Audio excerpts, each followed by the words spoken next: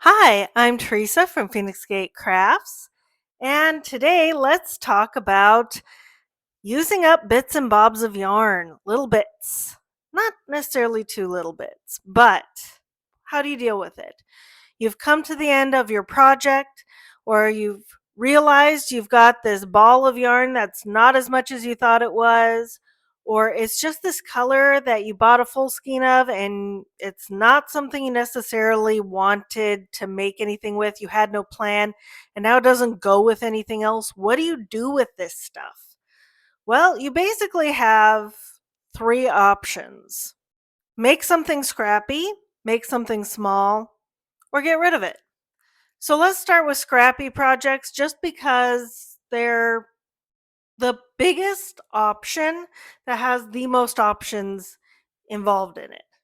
And real quick before we get started, yes, this is because I've done a year of D-stash basically at this point, and scrappy projects are kind of how I've gotten through a bunch of my stash. And not gonna lie, the big thing you have to do and consider is what fibers and what weights you have. Now, there are so many videos out there of what to do with scrap projects. Um, I know Jada and Stitches has a few different like scrap blankets and stuff like that.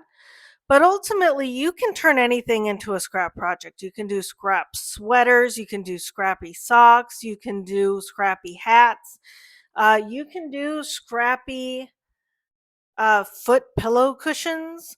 There's lots of options here. But you really do need to consider what fibers you're using and what weights because sometimes, yarn weights are a range. So sometimes something is a light worsted weight and sometimes they're a heavy worsted weight. Sometimes they'll be called Aran. And something that's light is closer to a DK weight.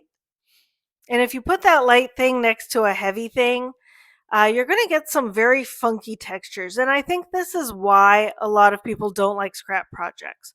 Or they're putting the acrylic next to the wool because in the ball they feel very similar, but then they wash totally differently and they don't go together. So the project isn't so nice to look at or wear.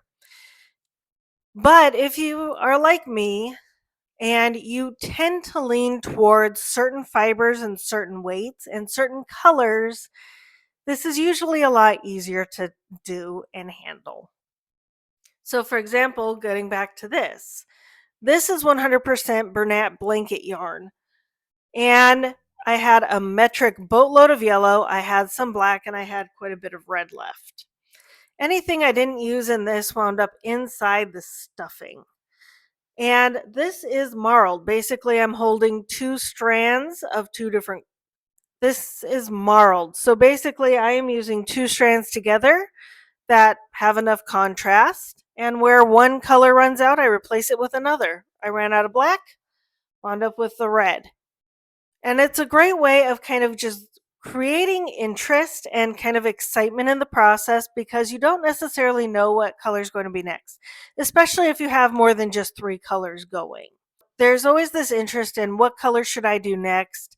What color is going to go? And you wind up with this sort of subtle gradient throughout the entire project, depending on how you choose to choose your colors and what, if you're doing different weights or similar weights or whatever is going on. Whenever you do a scrap project, always wash the project based on the most delicate fibers needs. So if you got 100% wool in there, you know you're going to be hand washing this thing. So plan accordingly. The very first scrap project I ever made was many, many years ago, and I had what I thought were 100% acrylic options, but one didn't wash very well. Now, the simplest scrap project is whatever project you're doing, like a scarf or a shawl or whatnot. Just go from one color to the next. Don't worry about where it ends and just tie on the new ball kind of wherever you go. This is the ugliest one. I made one that was a shawl and it had everything. It had blue, it had white, it had yellow, it had a few different shades of green, it had purple. And I don't think I put any rhyme or reason into the colors. I don't have it anymore. I have gotten rid of it. And Everything was worsted weight. I thought everything was acrylic, but the yellow, which was thicker than the rest, felted a bit. So I think there was some wool content in that one. And the different textures, because they were all different, because I had everything from Karen 1 pound to Red Heart Super Saver to Karen Simply Soft. It did not feel good. It did not look nice. And wherever the color ended, I picked up the next color. So it wound up being a true scrap project. It did keep me warm for a while until I decided I hated it, stopped wearing it, and eventually got rid of it. Even with scrap projects, I feel the most important thing is to have something you enjoy at the end, something that looks nice and feels nice to you. So some coordination is important, even if you're not doing a marled look. Because that marled look, in my opinion, only looks good if you're doing simple stitches, single crochet, double crochet, stockinette stitch, something like that. You get too complicated with the stitch work, and all of a sudden you're losing the texture into the colors. But it does do really well sometimes if you coordinate the colors a little bit, because this is a light blue, a dark blue, and then a multicolored rainbow yarn. And this actually looks really, really good. And by holding 3 worsted weight yarns together using a size 8 hook, I wound up with a pretty sturdy bag here. So there's always that option. There's also putting them together in a particular order, creating a gradient. Now, I had 3 balls. These were full balls because the problem doesn't just arise when you have partial balls. Sometimes you have full balls and you don't know what to do with it. You didn't have enough yarn for whatever project you originally got it for, you know? That's what happened here. And this is just a bag. I'm going to give it away. I used Tunisian full stitch, stitched it up one side, which didn't look great, but it's fine. I'm giving this to somebody who just needed the friggin' bag. And it does look cool on the other side. And I just coordinated the colors to create a gradient because I hate this yellow. It's kind of a greeny yellow. It's showing up more yellow, but then pink, then purple. And if you're going to hold it like this, use it for grocery shopping or something, hey, it works. If you need to carry some stuff in a bag and you've got more of a bohemian style, something like this would work. Yeah, a lot of boho just is mix and match colors and some stitches. You could also do something like this with clothing. This shirt is completely made up of scraps. All of these were partial balls. I didn't have the same amount of each color, but all the fiber contents were very similar to each other, as well as the textures. So basically, because this pattern, this is the V-back tee, which is available, it's a paid pattern on Ravelry. And I picked one that I felt looked good with my skin tone to be next to the neck, because that's where it's most important. And then I just put them into an order that I thought one blended into the next pretty well. Ended up with that blue at the bottom. And I am happy. This is a wonderful fall t-shirt for me because it is made with 100% wool, so it does keep you a little bit warmer. Doesn't breathe as well. But it works. It's in my closet. I do wear this sometimes. You can also make something, and even if you have full balls that you had no idea what you were going to do with when you purchased them, or had a different plan entirely, like I had some really pretty yarn that I was going to make into sort of a sunset shawl. And what I wound up doing was not a shawl at all. I made a sweater. And you can see where the gradient balls ran out. I had 2 balls that I alternated skeins to create one single gradient. And then I ran out and I had a bunch of black left, full balls of black with no plan for them. I used that to finish off the sleeves and the body. And you know what? I get a lot of compliments on this sweater. It looks intentional. It was intentional when I made it, even if it wasn't the original plan for that yarn. And that mix and match doesn't just happen for large garments, it can be small things. Like if you only have about 40 grams of sock yarn left, that's not enough for a sock, but it's too much to be like half a sock unless you're planning to do stripes or something. But I find that's enough to make a shorty sock with contrast heels and toes. This is ultimately why I keep black around, is so that I can do this. And this wound up being 47 grams total for the pair. It wound up using up the rest of this yarn, if I believe.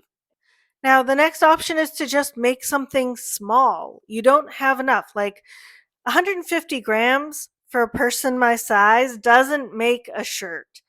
It doesn't make a skirt. It doesn't make anything that I would necessarily wear. I'm not really very much of a scarf girl, or neckerchief. But I could make another bag. And this one's cool because I have a button labeling it handmade. This isn't finished. I'm going to put some pockets on it. But again, I had 150 grams of this yarn that I showed in a video, which may or may not be linked. And I hate it. Recycled silk is just not my jam, and orange is not my color. Even though it does have bits of pink and sort of red, it's not my palette. Don't let my off-white walls fool you. This was chosen by my landlord, not me. So I'm going to give this away. And I'm going to add as many pockets onto this sucker as I can so that I can use up as much of that yarn as I can, because I've still got a full ball of it left.